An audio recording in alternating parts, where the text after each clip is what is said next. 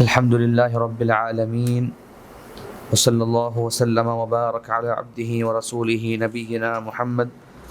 وعلی آلہ وصحبہ اجمعین وسلم تسلیما کثیرا اما بعد۔ 25ویں پارے میں سورۃ الفتح کا آخری رکوع ہے۔ سورۃ الفتح میں تفصیل کے ساتھ صلح حدیبیہ کا واقعہ اور اس میں ہونے والے مختلف امور کا ذکر آپ لوگ پہلے سن چکے ہیں۔ جب وہ صلح ہو چکی اور مسلمان واپسی کا سفر شروع کر چکے مدینہ منورہ کی طرف، تو منافقین کا ایک ٹولہ اور کمزور ایمان والوں کا ایک ٹولہ اس موقع پر بھی سامنے آیا،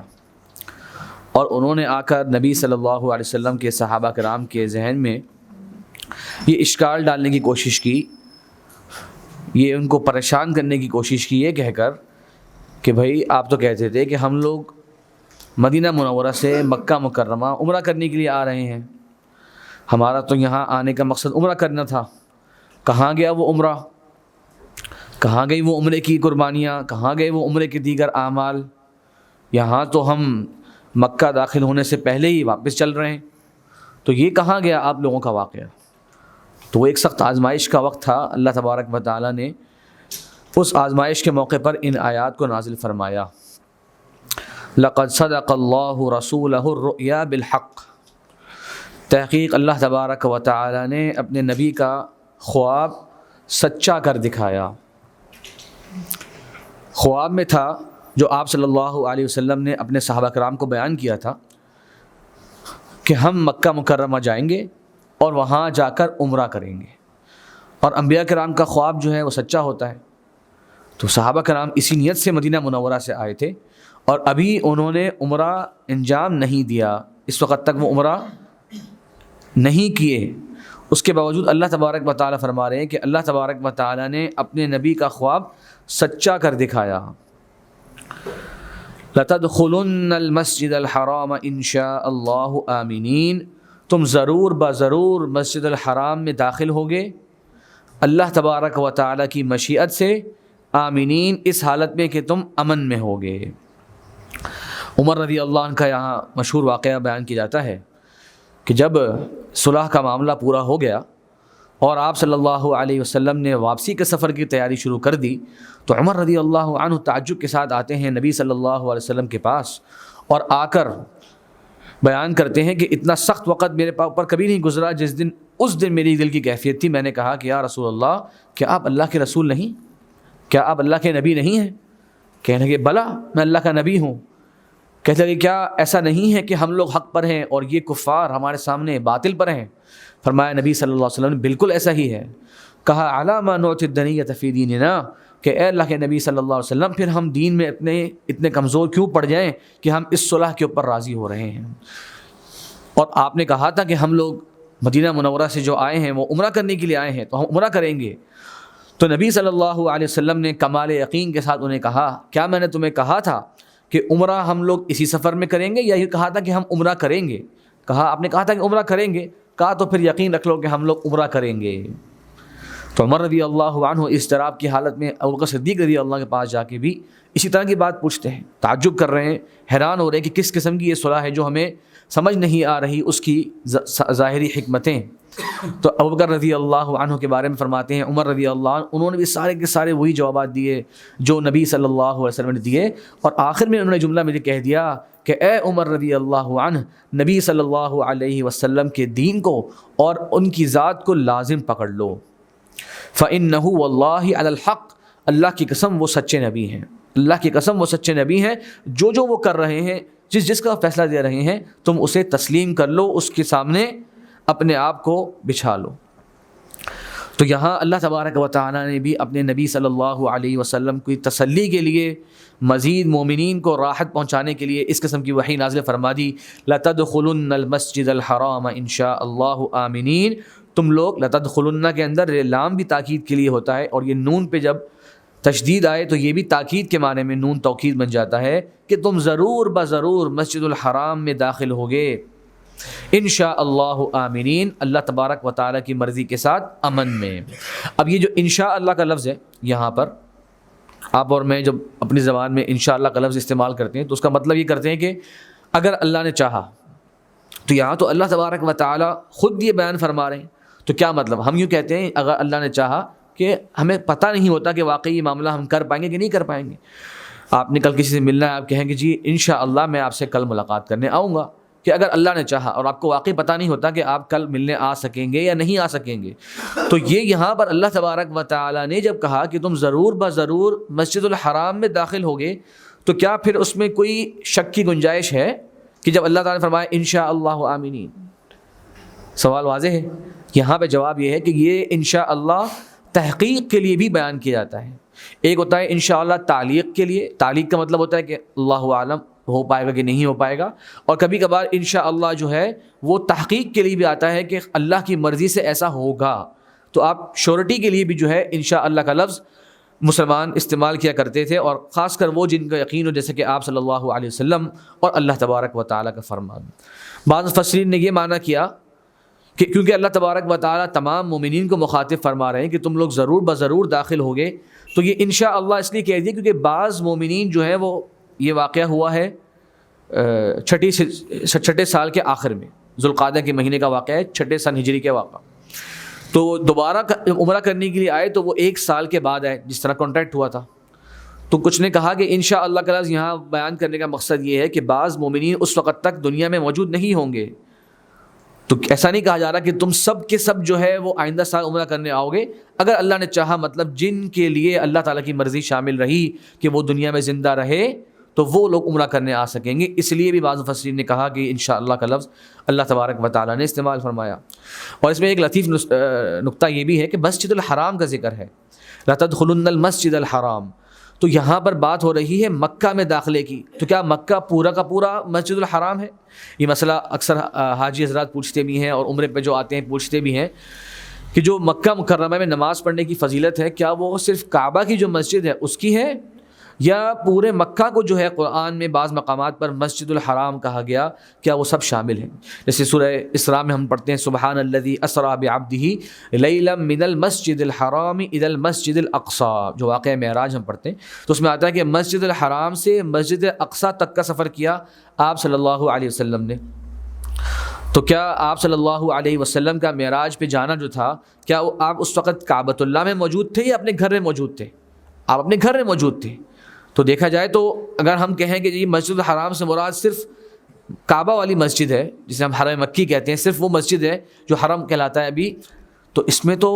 بات ایسی ہوئی نہیں. آپ صلی اللہ علیہ وسلم کا تو معراج کا سفر اپنے گھر سے جو ہے وہ شروع ہوا تھا مسجد اقصیٰ کی طرف. تو اسی آیات اور اس آیت سے بھی بعض علماء کا اور جمہور علماء کا موقف یہی ہے اس مسئلے میں کہ پورے کی پوری جو حرم کی حدود ہے اسے مسجد الحرام کہا جاتا ہے. پوری کی پوری جو حرم کی باؤنڈری ہے اس میں نماز پڑھنے کی فضیلت, جتنی حرم میں نماز پڑھنے کی فضیلت ہے وہی موجود ہے. ہاں البتہ جتنی بڑی جماعت ہوتی ہے اتنا بڑا اجر ہوتا ہے, تو یقیناً جو کعبہ کی مسجد کی فضیلت ہے وہ اس لحاظ سے یقیناً عظمت والی ہے کہ اس کی فضیلت اور اس میں مسلمانوں کی تعداد اور اس میں کعبہ کا ہونا, لیکن حرم کے معنی میں بہرحال پورے کے پورے مکہ کی باؤنڈری شامل ہے. پھر فرمایا انشاءاللہ آمینین, تم ضرور بضرور داخل ہوگے امن کے ساتھ, محلقین رؤوسکم و مقصرین. یہ مزید تاکید فرما دی کہ تم لوگ جو ہے, یہ نہیں کہا گیا مثال کے طور پہ کہ آئندہ سال آ جانا. ایک ہے نا جواب میں کہا جائے کہ اس سال تم لوگوں نے عمرہ نہیں کرنا, آئندہ سال عمرہ کر لینا, یہ نہیں. آئندہ سال تم ضرور بضرور آؤ گے اور عمرے کے بعد اپنے بالوں کو منڈوا بھی رہے ہوگے, سروں کو منڈوا بھی رہے ہوگے, بالوں کو کٹوا بھی رہے ہوگے. یہ مزید تاکید ہے. مثال کے طور پہ آپ سے میں کہوں کہ آپ کل آ جانا, کوئی کھانے کی پسندیدہ چیز ہے آپ کی, تو میں کہوں کل آپ آ جانا, آپ کے لیے میں فلاں چیز تیار کر کے رکھوں گا, اور میٹھے کے لیے میں آپ کے لیے فلاں چیز تیار کر کے رکھوں گا. تو آپ کو یقین ہو جاتا ہے کہ بھائی یہ کل پوری باقاعدہ کنفرم دعوت ہے, بڑی اہتمام والی دعوت ہے, اس میں یہ چیزیں ہوں گی. جتنی تفصیلات ذکر ہوتی ہیں آپ کا اطمینان اس میں مزید بڑھ جاتا ہے. تو یہاں پہ یہ خالی یہ نہیں کہا کہ تم لوگ آئندہ سال جو ہے داخل ہوگے مکہ مکرمہ میں, نہیں کہا امن کے ساتھ داخل ہوگے اور عمرہ بھی کرو گے, اس کے بعد سروں کو منڈواؤ گے بھی اور بالوں کو چھوٹا بھی کرو گے. مطلب تم میں سے کچھ سر منڈوا رہے ہوں گے اور کچھ بالوں کو چھوٹا کر رہے ہوں گے. اور یہ ترتیب بھی جو ہے وہ افضلیت کے اعتبار سے بیان کی گئی ہے. آپ جانتے ہیں کہ حلق کرنا افضل ہے بال چھوٹے کروانے کے مقابلے میں. اور پھر مزید تاکید کی فرمایا لا تخافون, امن کے ساتھ بھی ہوگے اور کسی قسم کا تمہیں کوئی خوف نہیں ہوگا. اور یہ بہت بڑے حکمت و فائدے ہیں صلح حدیبیہ کے جو آپ لوگ اچھی طرح سے پڑھ چکے ہیں کہ مسلمانوں کو پہلی مرتبہ اس موقع پر تسلیم کیا گیا۔ سہیل بن عمر آئے آپ سے مذاکرات کرنے کے لیے آئے، اس سے پہلے تو مکہ کے لوگوں کی کوشش ہوتی تھی کہ بس جاؤ ان کو چڑھائی کرو اور ان کو ختم کر دو، تو پہلی مرتبہ انہوں نے آپ کو تسلیم کیا۔ آپ سے مذاکرات انسان اسی سے کرتا ہے جس کو اس قابل سمجھتا ہے کہ بھائی ان سے باقاعدہ مذاکرات کیے جائیں گے، ان کو سمجھا جائے گا، ان سے سمجھایا جائے گا، کوئی چیز ان کی بات مانی جائے گی، کوئی چیز اپنی منوائی جائے گی، تو یہ بہت بڑی حکمت تھی۔ فرمایا لا تخافون، آئندہ سال تمہیں کسی قسم کا خوف نہیں ہوگا۔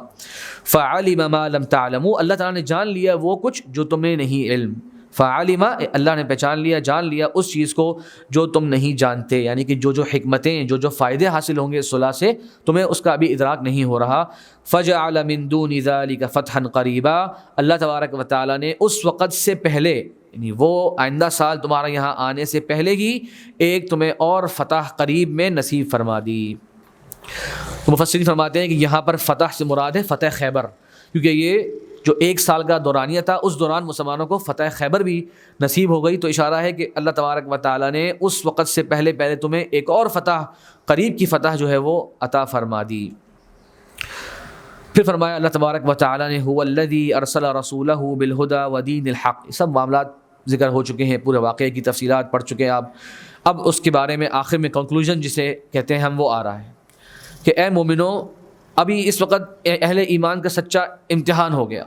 سب کے سمجھ میں آ گیا کہ کیا حکمت تھی اس کے اندر۔ اب ہم واپس جا رہے ہیں، قربانی بھی انہوں نے کر لی، محصر کا جو حکم ہوتا ہے وہ بھی انہوں نے اس پہ عمل کر لیا۔ اب اللہ تبارک و تعالی اپنا وعدہ اور اپنا عہد اس موقع پر بیان فرما رہے ہیں، هو الذی ارسل رسولہ بالہدی ودین الحق، وہی اللہ تبارک و تعالی ہے جس نے اپنے رسول کو بھیجا ہدایت کے ساتھ، بالہدی ودین الحق، ہدایت کے ساتھ اور سچے دین کے ساتھ۔ مفسرین نے لکھا کہ ہدا سے مراد ہے قرآن مجید، اور دین حق جو شریعت ہے، جو آپ صلی اللہ علیہ وسلم کی پریکٹسز ہیں جس سے ہمیں قرآن صحیح طرح سے سمجھ میں آیا۔ تو ہدایت، کتاب ہدایت بھیجی، اور دین حق جو پوری کی پوری شریعت، پوری کی پوری تعلیمات آپ صلی اللہ علیہ وسلم لے کر آئے۔ لیظہرہ علی الدین کلہ، تاکہ تمام کے تمام دین پر، تمام کے تمام ادیان جتنے بھی موجود ہیں، دین یعنی کہ جن سے دین، جتنے بھی اور دین اللہ تعالیٰ کے یہاں اسلام ہی ہے، لیکن جو دنیا کے اندر جتنے بھی موجود ہیں افکار و نظریات جنہیں لوگ دین بنا بیٹھے ہیں، تاکہ وہ ان سب کے اوپر غالب آ جائے۔ وَكَفَى بِاللَّهِ شَهِيدًا، اور اللہ تبارک و تعالیٰ کا اس بات پر گواہ ہونا ہی کافی ہے۔ یعنی اس حالات کے اندر مومنین کے لیے کتنی بڑی یہ ایک تسلی کی بات ہے کہ یہی نہیں کہ تم لوگ صرف آئندہ ایک عمرہ کرنے کے لیے آؤ گے اور پھر دوبارہ سے چلے جاؤ گے۔ اللہ تعالیٰ کے مقاصد تو بہت بڑے اور بہت ہی وسیع مقاصد ہیں۔ ابھی تو اس دین کی جو حدود ہیں تمہاری، وہ مدینہ منورہ سے مکہ تک نہیں پہنچ سکی، ابھی تک تو تم مکہ بھی امن کے ساتھ نہیں داخل ہو پاتے۔ تو مومنوں مطمئن رہو، اللہ تعالیٰ نے اپنے رسول صلی اللہ علیہ وسلم کو جو کتاب عطا فرما دی ہے اور جو دین عطا کر دیا ہے، اس نے نہ صرف یہ کہ ان علاقوں میں بلکہ دنیا کے تمام ادیان پر غالب آنا ہے۔ وَكَفَى بِاللَّهِ شَهِيدًا، اس بات کا گواہ اللہ تعالیٰ ہی کافی ہے۔ کتنی بڑی تسلی ہے، کتنی بڑی ایمان والا یہ موقع ہے کہ مومن جو ہے اس موقع پر اس آیات کو سنیں۔ اور یہ تسلی کی آیات قرآن میں جگہ جگہ آئی ہیں، جب ہم پڑھیں گے جو کتنی سختیوں کے حالات ہوا کرتے تھے تو پھر سمجھ میں آتا ہے کہ کتنی بڑی تسلیاں مومنین کو اس طرح سے ہوا کرتی۔ آپ لوگوں نے جنگ احزاب کا واقعہ پڑھا ہوا ہے، جو خیبر کے موقع پر، خیبر کہہ رہا ہوں، خندق کے موقع پر آپ صلی اللہ علیہ وسلم اپنے صحابہ کرام کے ساتھ جب خندق کھود رہے تھے تو اس موقع پر ایک مضبوط چٹان ان کے سامنے آئی، تو آپ صلی اللہ علیہ وسلم کو بلانے کے لیے چلے گئے کہ یا رسول اللہ، ہم سے یہ چٹان جو ہے وہ نہیں ٹوٹ رہی۔ تو آپ صلی اللہ علیہ وسلم آئے اور آپ نے بیلچہ اٹھایا اور زور سے جب اس کو مارا تو وہ چٹان جو ہے وہ اس موقع پر ٹوٹی۔ تو آپ صلی اللہ علیہ وسلم نے فرمایا، اللہ اکبر اعطیت مفاتح کسریٰ، اللہ اکبر، اللہ کی تمام عظمت ہے، مجھے کسریٰ جو کہ پرشیا کی اس وقت امپائر ہوا کرتی تھی، مجھے اس کی چابیاں دے دی گئیں۔ اعطیت مفاتح قیصر، مجھے اس وقت روم کی چابیاں اللہ تبارک و تعالیٰ نے عطا فرما دی۔ دیکھنے والا سمجھے اس موقع پر جو کمزور ایمان والے لوگ ہیں کہ بھائی ایک چٹان اس وقت ہم سے ٹوٹنے میں اتنی مشکل ہو رہی ہے، کھانے پینے کی کوئی چیز موجود ہمارے پاس نہیں ہے۔ مسلمانوں نے، آپ صلی اللہ علیہ وسلم نے پتھر اپنے کمر سے باندھے ہوئے تھے، یہ اس موقع کی بات ہے۔ اور اللہ پر ایمان اور یقین دیکھیے کہ آپ صلی اللہ علیہ وسلم اس موقع پر مسلمانوں کو بشارتیں دے رہے تھے کہ مجھے اللہ تبارک و تعالیٰ نے، یہ جو مشقتیں تم لوگ دیکھ رہے ہو، یہ تو بہت چھوٹا ٹاسک ہے، اللہ تبارک و تعالیٰ نے مجھے بڑے بڑے جو اس وقت کی سلطنتیں تھیں ان کی چابیاں عطا فرما دیں کہ میری امت جو ہے وہ اس تک پہنچے گی اور ان کو فتح کرے گی۔ تو یہی وہ بات ہے کہ اللہ تبارک و تعالیٰ نے اپنے رسول اور دین کو بھیجا تاکہ وہ تمام ادیان پر غالب آ جائے، وکفیٰ باللہ شہیدا۔ اور اس کا مشاہدہ ہم کرتے ہیں الحمدللہ، دنیا بھر میں آج جو میڈیا کی طرف سے ہم تک خبریں پہنچتی ہیں، اور کچھ دوست احباب بھی جو ان ممالک سے تعلق رکھتے ہیں وہ مثال دیتے ہیں کہ کس کس طریقے سے لوگ اسلام کی طرف آ رہے ہیں۔ ابھی ہمارے ایک استاد ہیں، مدینہ منورہ میں ہوتے تھے، پھر ابھی ریاض چلے گئے، وہ ہر دوسرے تیسرے دن ان کا اکاؤنٹ ہے سوشل میڈیا پر، اس پہ وہ 50 حضرات 70 حضرات 90 حضرات 100 150 اس طرح کے لوگوں کی اسلام کی قبولیت کی خبریں مستقل نشر کرتے رہتے ہیں۔ فلاں گاؤں کے اندر، افریقی ممالک کے اندر فلاں شخص اتنے، اس کے ہاتھ پہ ایک جامعہ اسلامیہ کے اور دیگر دنیا کے تعلیمی اداروں کے ہاتھ پہ طلباء جو وہاں پڑھتے ہیں ان کے ہاتھوں پر 50 لوگ اسلام قبول کر لیے، 70 لوگوں نے اسلام قبول کر لیے۔ اور یورپ کے اندر جہاں سب سے زیادہ جو ہے اس وقت اسلام فوبیا کا ماحول آپ لوگ دیکھ رہے ہیں، یعنی یہ ٹرم اسلام فوبیا ہی خالی ہے، کسی اور دین کے ساتھ کوئی فوبیا جو ہے کسی کو نہیں موجود، اس کے باوجود ہم دیکھتے ہیں کہ کس کس طریقے سے خواتین میں بھی جو ہے وہ اسلام رائج ہو رہا ہے، جبکہ سب سے زیادہ وہ کوشش کرتے ہیں کہ ہماری ماؤں بہنوں کو، مسلمان ماؤں بہنوں کو یہی محسوس کرائیں گے سب کچھ ٹھیک ہے لیکن تمہیں جو ہے اسلام نے پیچھے کر دیا۔ اور یہی ماں بہنوں کا جب اسٹیٹس ایک غیر مسلم جو دنیا میں سب کچھ دیکھ چکے ہیں وہ دیکھتے ہیں تو وہ کہتے ہیں اصل زندگی تو یہ ہے، اصل کامیابی تو یہ ہے۔ تو سارے پلاننگ کے باوجود، سارے ان کے حربوں کے باوجود اسلام جو ہے وہ پھیل رہا ہے۔ یہی اللہ تبارک و تعالیٰ کا وعدہ تھا اور ہم قیامت کے قریب ہیں، اور یہ اللہ تبارک و تعالیٰ نے اس وعدے کو پورا فرمانا ہے کہ یہ تمام ادیان پر غالب آئے گا۔ اور آج کہتے ہیں کہ بہت ساری ریسرچز ہو چکی ہیں کہ 2040 یا 2050 میں جا کے یورپ کے اندر کیا بلکہ دنیا بھر میں اگر کوئی دین تھوڑا بہت باقی رہے گا تو وہ اسلام کا دین ہی باقی رہے گا، باقی ادیان تو ویسے ہی آہستہ آہستہ آپ جانتے ہیں کہ وہ لادینیت کی طرف اور الحاد کی طرف ان کے پیروکار سفر شروع کر چکے ہیں۔ ان کا تو ویسے ہی زندگی کے اندر نہیں سکھایا تھا کہ دین پورا کا پورا زندگی کے تمام شعبوں کو کور کرتا ہے۔ آگے فرمایا اللہ تعالیٰ نے محمد رسول اللہ، اللہ نے گواہی دی کہ محمد صلی اللہ علیہ وسلم اللہ کے رسول ہیں۔ جو وہ فیصلے کرتے ہیں، جو وہ حکم دیتے ہیں اے مومنو، وہ اللہ تبارک و تعالیٰ کی طرف سے ہی فیصلے ہوتے ہیں جنہیں آپ صلی اللہ علیہ وسلم منعن اپناتے ہیں اور اس کو تمہیں بتلاتے ہیں، تو وہ اللہ کے رسول ہیں۔ اور اس موقع پر جو آپ صلی اللہ علیہ وسلم کے سچے صحابہ کرام ہیں ان کی تعریف اللہ تبارک و تعالیٰ نے بیان فرمائی، اور دو خوبصورت مثالیں اللہ تبارک و تعالیٰ نے بیان فرمائی۔ والذین معہ، اور جو محمد صلی اللہ علیہ وسلم کے ساتھ ہیں ان کے صحابہ، ان کے قریب ترین لوگ۔ اور بعض مفسرین نے کہا کہ یہ معہو کا مطلب ہے کہ جو ان کے ساتھ ہیں اس میں اہل ایمان بھی داخل ہو گئے، جو ان کے دین پر ہیں، جو ان کے فالوورز ہیں، جو ان کو اپنا آئیڈیل مانتے ہیں، وہ بھی اس مثال کے اندر داخل ہو گئے، اور اللہ کی فضل سے کوئی بعید نہیں۔ لیکن بہرحال اس آیت کا پہلا اور اصل مصداق وہ صحابہ کرام ہیں جو کہ آپ صلی اللہ علیہ وسلم کی معیت میں تھے، مطلب آپ کی صحبت میں رہا کرتے تھے۔ والذین معہ اشداء علی الکفار، ان کی کیفیت کیا ہے کہ وہ کفار پر بڑے سخت ہوتے ہیں۔ رحماء بینہم، آپس میں بڑے رحم دل ہوتے ہیں۔ تو کفار پر سخت ہوتے ہیں اور آپس میں رحم دل ہوتے ہیں۔ اس کا مطلب کیا ہے؟ اس کا مطلب قطعی طور پر یہ نہیں ہے کہ اگر کسی کافر سے ملاقات کرنی ہو تو ہم اس سے کرخت لہجے میں بات کریں اور غصے سے بات کریں اور پھر ہم یہ آیت پڑھ دیں کہ بھئی قرآن نے کہا ہے کہ ہم لوگ کفار پر بڑے سخت ہوتے ہیں، کیونکہ مطلب نہیں ہے اس کا۔ اللہ تبارک و تعالیٰ نے موسیٰ علیہ السلام کو، ہارون علیہ السلام کو بھیجا فرعون کے پاس، اس فرعون کے پاس جس نے کہا تھا انا ربکم الاعلی، میں تمہارا سب سے اونچا رب ہوں، جس نے خدائی کا دعویٰ کر دیا تھا۔ یہ نہیں کہ اللہ کو نہیں مان رہا بلکہ کہہ رہا ہے کہ میں ہی جو ہے تمہارا رب ہوں، اور کہا کہ ایک بڑی سی بلڈنگ تعمیر کر لو میرے لیے، میں جا کے موسیٰ کے رب کو جو ہے وہ قتل کر کے آ جاتا ہوں، نعوذ باللہ۔ اس طرح کی باتیں کرنے والا جو شخص تھا، اس کے بارے میں اللہ تبارک و تعالیٰ مومنین کو ادب، اپنے نبی کو کیا ادب سکھا رہے ہیں؟ فَقُولَا لَهُ قَوْلًا لَيِّنًا، جاؤ اور تم دونوں اس سے نرم بات کرنا، لَعَلَّهُ يَتَذَكَّرُ أَوْ يَخْشَىٰ، شاید کہ وہ یا دہانی اس کو حاصل ہو جائے یا اللہ کا خوف اس کے دل میں آ جائے۔ تو کفر نہیں، کفر کا سردار رب کا دعویٰ کرنے والے کے بارے میں اللہ فرما رہا ہے قُولَا لَهُ قَوْلًا لَيِّنًا، اس سے نرم بات کرنا۔ تو پھر ہم اس آیت کو کیسے سمجھیں گے؟ یہاں پہ فرمایا اشداء علی الکفار، کہ مومنین جو ہیں وہ کفار پہ بڑے سخت ہوتے ہیں، تو مراد اس کی یہ ہے کہ ان کے جو موقف ہوتے ہیں وہ اس میں لچک نہیں دکھاتے، اس طرح کی کمپرومائزز نہیں کرتے جس سے ان کی کمزوری ظاہر ہو، اپنے آپ کو ایمان اور توحید اور تقوی کی بنیاد پر ہمیشہ مضبوط رکھتے ہیں، تو وہ مضبوط دل ہوتے ہیں، زبان ان کی نرم ہوتی ہے، زبان سے جو ہے وہ اچھی بات کہیں گے، جو موقع کی مناسبت سے بات جس طرح کرنی ہے، لیکن ان کے جو موقف ہوں گے اس میں جھول نہیں ہوگی، اس میں کمزوری نہیں ہوگی، ایسی اسٹیٹمنٹ نہیں دیں گے جس سے اسلام اور اہل اسلام کا مورال ڈاؤن ہو، بلکہ ایسی اسٹیٹمنٹ دیں گے اور ایسا موقف اپنائیں گے جس کے اندر کفار پر ایک رعب قائم ہو۔ تو یہ مراد ہے، نہ کہ یہ مراد کہ ہم زبان سے جو ہے ان کے ساتھ کوئی برا سلوک سے بات کر لیں تو ہم کہیں جی قرآن نے ہمیں اس کا حکم دیا۔ دل کی سختی جو ہے مراد ہے کہ ان کے ساتھ نرم نہ پڑ جانا کہ بہت زیادہ کمپرومائزز کرنے کی طرف تم آ جاؤ۔ رحماء بینہم، لیکن جو اہل ایمان آپس میں ہیں وہ تو ایک دوسرے پر رحم کرتے ہیں۔ رحم کا مطلب ہوتا ہے کہ عاجزی کے ساتھ اپنے آپ کو کسی کے لیے تیار رکھنا، اس کے ساتھ نرم دل رہنا، اس کے ساتھ معاملات میں آسانی کرنا،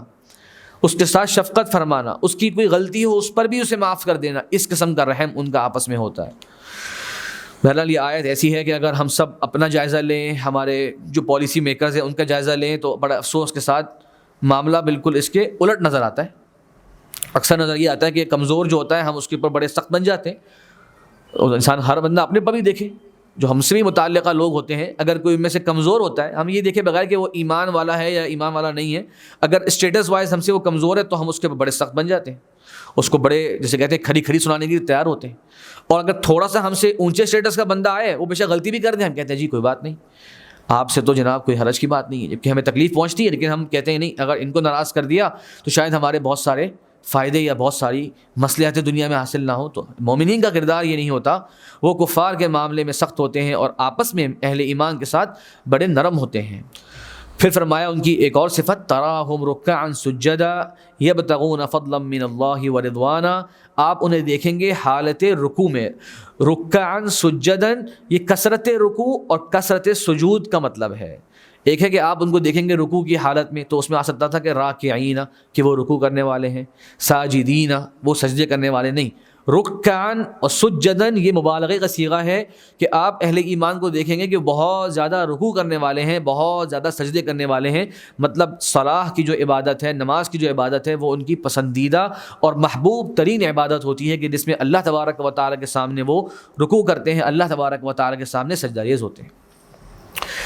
اور یہ دو کیفیات کیوں ذکر کی گئی، اس میں قیام کا ذکر کیوں نہیں آیا؟ ہم تو قیام بھی کرتے ہیں نماز میں، پھر رکوع کرتے ہیں، پھر سجدہ کرتے ہیں، تو اس میں علماء حکمت بیان کرتے ہیں کہ نماز کی جو خصوصی کیفیت ہے وہ رکوع اور سجدے سے ظاہر ہو جاتی ہے۔ تو ایک شخص اگر کھڑا ہوا ہو دور سے، آپ کو لگے گا نہیں کہ ضروری ہے کہ وہ نماز پڑھ رہا ہو، لیکن اگر رکوع میں ہے تو آپ کو دور سے دیکھتے ہی اندازہ ہو جائے گا کہ یہ شخص نماز کی حالت میں ہے، سجدے میں اگر ہے تو آپ کو دیکھتے ہی اندازہ ہو جائے گا کہ یہ شخص نماز کی حالت میں ہے۔ تو یہ دو خاص نماز کی کیفیات ہیں، جبکہ بیٹھنا اور کھڑا ہونا جو ہے وہ انسان کی عام حالات کے اندر بھی کیفیت ہو سکتی ہے، تو اس لیے خاص طور پہ رکوع اور سجود کا ذکر فرمایا۔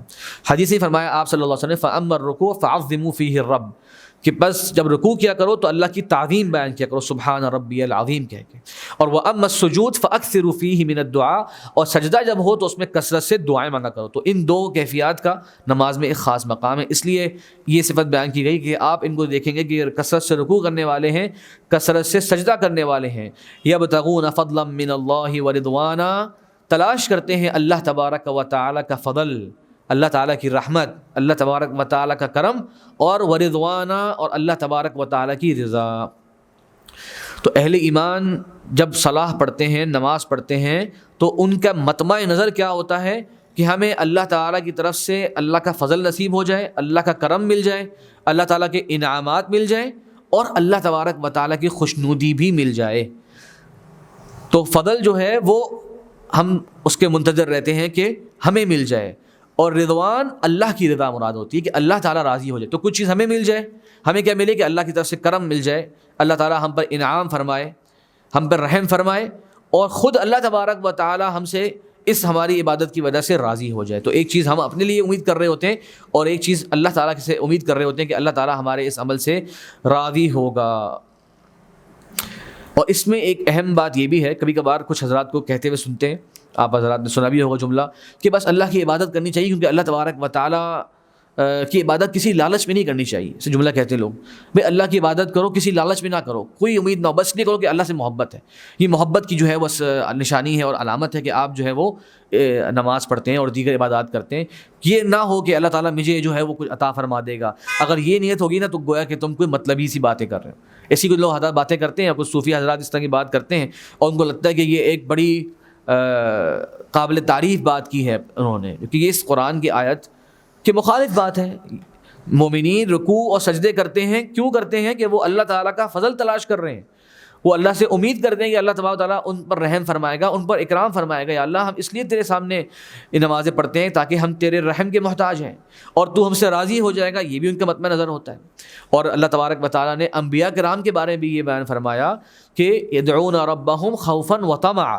کہ اللہ تبارک و تعالیٰ کے جو نبی ہیں وہ اپنے رب کو پکارتے تھے خوف کے ساتھ کہ اللہ تعالیٰ ان سے ناراض نہ ہو جائے، وطمعا، اور اللہ کی رحمت کی امید کے ساتھ کہ اللہ تبارک و تعالیٰ ہمیں ایک انعام اور اکرام سے نوازے گا. تو یہ نیت کوئی غلط نیت نہیں ہے کہ انسان کہے کہ یا اللہ میں یہ کام تیری خوشنودی کے لیے کر رہا ہوں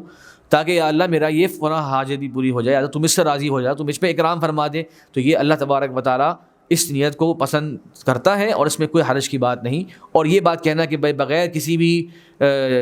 کسی لالچ کے یا بغیر کسی بھی چیز کے جو ہے اللہ کی بات کرنی چاہیے، یہ جملہ جو ہے درست جملہ نہیں ہے. پھر فرمایا سیماہم فی وجوہہم من اثر السجود،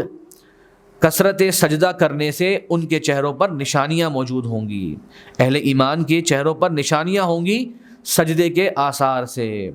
تو اس کا ایک معنی تو کچھ حضرات یہ سمجھتے ہیں کہ جو چہرے پر انسان کو اللہ تبارک و تعالیٰ کے لیے سجدہ کرنے والے نمازی حضرات کے چہرے پر جو ہے ایک یہاں پر نشان بن جاتا ہے، کہ اس کا یہ مطلب ہے. لیکن مفسرین نے اس کا یہ معنی ان سیاق میں یعنی اس کانٹیکسٹ میں یہ معنی نہیں کیا، بلکہ بتایا کہ قیامت کے دن ان کے چہروں سے یہ آثار واضح ہوں گے کہ یہ لوگ نمازی ہیں، اور وہ پہچانے جائیں گے کہ یہ لوگ نمازی لوگ ہیں سجدے کے اثرات سے. تو ان کی نشانیاں ان کے چہروں پر ہوں گی، پہچان لیے جائیں گے، ان کے چہرے منور ہوں گے قیامت کے دن. اس طرح ایک اور مقام فرمایا یوم تبیض وجوہ وتسود وجوہ، اس دن کچھ چہرے منور ہوں گے، روشن ہوں گے، اور کچھ چہرے کالے ہوں گے. تو اسی طرح اہل صلاح جو ہیں اور اہل سجود جو ہیں وہ قیامت کے دن پہچان لیے جائیں گے اپنے چہروں کے اثرات سے.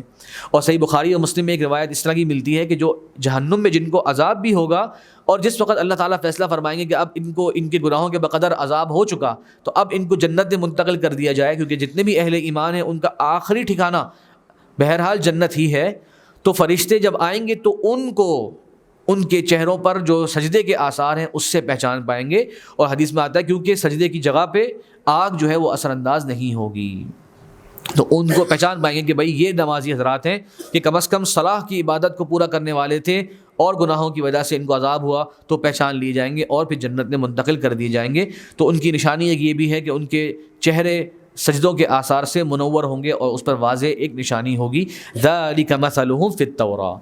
یہاں پر وقف کرنا ہے. ذَلِكَ مَثَلُهُمْ فِي التَّوْرَاةِ، بعض قراء حضرات کبھی کبھار اس کو پڑھتے ہیں ایسے ذَلِكَ مَثَلُهُمْ فِي التَّوْرَاةِ وَمَثَلُهُمْ فِي الْإِنْجِيلِ. تو اس کا مطلب کیا بن جائے گا کہ یہ ان کی مثال جو گزری، کس طرح سے ان کی شدت ہوتی ہے، کس طرح سے رحم دل ہوتے ہیں، کس طرح سے رکوع سجدے کرنے والے ہوتے ہیں، یہ ان کی مثال ہے تورات میں اور یہی ان کی مثال ہے انجیل میں. اس کا مطلب یہ بن جائے گا. لیکن اگر ہم یہاں وقف کریں ذَلِكَ مَثَلُهُمْ فِي التَّوْرَاةِ، تو اس کا مطلب یہ ہوگا جو اب تک گزرا یہ ان کی کیفیت تورات میں ہے. اب آگے جو ہے جو بات آ رہی ہے وہ انجیل کے تعلق سے آ رہی ہے، اور جمہور علماء کی نظر میں یہی بات درست ہے کہ جو گزری بات یہ تورات میں ان صحابہ کا اس طرح سے ذکر فرمایا اللہ تعالیٰ نے جو حضرت موسیٰ علیہ السلام کو کتاب دی گئی. اب انجیل کا کیا ہے وہ آگے آ رہا ہے. وَمَثَلُهُمْ فِي الْإِنْجِيلِ كَزَرْعٍ، اور انہی صحابہ کی مثال انجیل میں ایسے ہے جیسے کہ ایک کھیت ہوتا ہے. أَخْرَجَ شَطْأَهُ، اس کی بوٹی جب نکلتی ہے زمین سے، جو بالکل کمزور بانس جسے کہتے ہیں، پودے کی ایک بالکل بوٹی کا آغاز ہوتا ہے، اسے کہتے ہیں شطأہ. فآزرہ، اور اس کے بعد وہ آہستہ آہستہ تقویت پکڑتی رہتی ہے، مضبوط ہونا شروع ہو جاتی ہے. پہلے کمزور ہوتی ہے، پھر وہ آہستہ آہستہ معاذرہ ہوتا ہے قوت پکڑنا، تو وہ آہستہ آہستہ قوت پکڑنا شروع کر دیتی ہے. فاستغلظ، یہاں تک کہ وہ ایک مضبوط ٹہنی بن جاتی ہے، یا ایک مضبوط کیا کہیں گے اسے، ٹہنی، مضبوط شاخ تو درخت کو کہتے ہیں، لیکن وہ جو درخت کی بنیاد ہے اس کے بارے میں ہم بات کریں، بانس، تنا، مضبوط تنا بن جاتی ہے. فاستوى علی سوقہ، یہاں تک کہ وہ بالکل، علی سوقہ سے مراد یہ ہے کہ اب وہ جتنی بھی آپ اس کو ہلا لیں، جتنی بھی تیز ہوائیں آ جائیں، اب وہ ہلنے والا نہیں۔ تو یہ 4 اسٹیجز بیان کرے اس کے، لیغیظ بہم الکفار، تاکہ اللہ تبارک و تعالی ان کے ذریعے کفار کو غیظ و غضب کا شکار فرمائے۔ تو سوچیے، غور کریں گے، انجیل میں صحابہ کرام کی مثال دی گئی کہ پہلے وہ تھوڑے سے کمزور تھے، یہاں تک کہ آہستہ آہستہ تقویت پکڑنا شروع کری، پھر اتنے مضبوط ہو گئے کہ وہ بالکل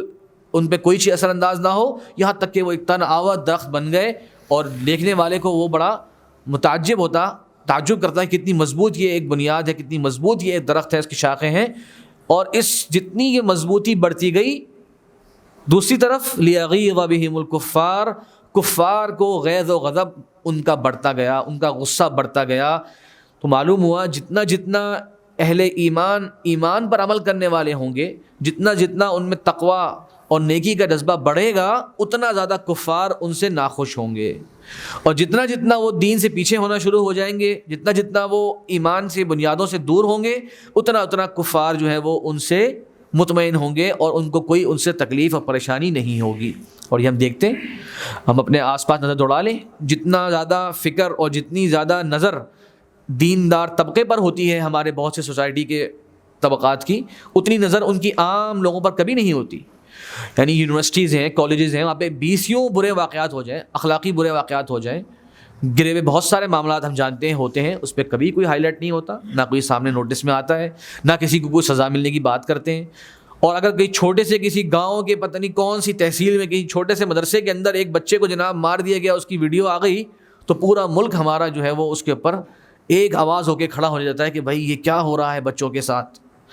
وہ غلط ہے، اس میں کوئی اختلاف نہیں کہ وہ بھی غلط ہو رہا ہے اگر کسی کے ساتھ ناانصافی ہو رہی ہے۔ یہ بتانے کا مقصد یہ ہے کہ دیندار طبقے پر نظر ہمیشہ سے زیادہ رہتی ہے فاسدین کی اور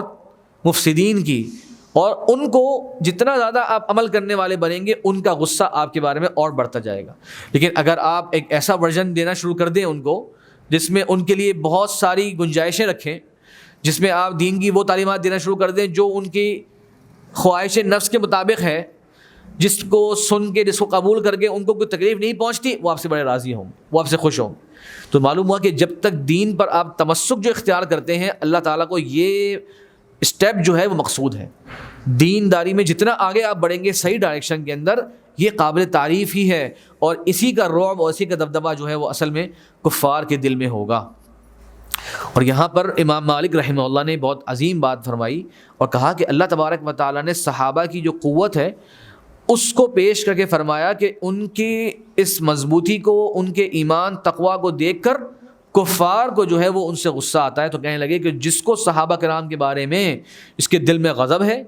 جس کے دل میں ان کے بارے میں نفرت ہے، ان کے بارے میں بغض ہے، تو گویا اللہ تعالیٰ نے اس کا نام اور اس کا مقام بیان فرما دیا کہ اس کا اسلام سے کوئی تعلق نہیں، اور یہ تو کفار کا شیوہ ہے، یہ تو کفار کا کام ہے کہ وہ اللہ کے نبی صلی اللہ علیہ وسلم کے صحابہ کرام کے بارے میں اپنے دلوں میں بغض رکھیں۔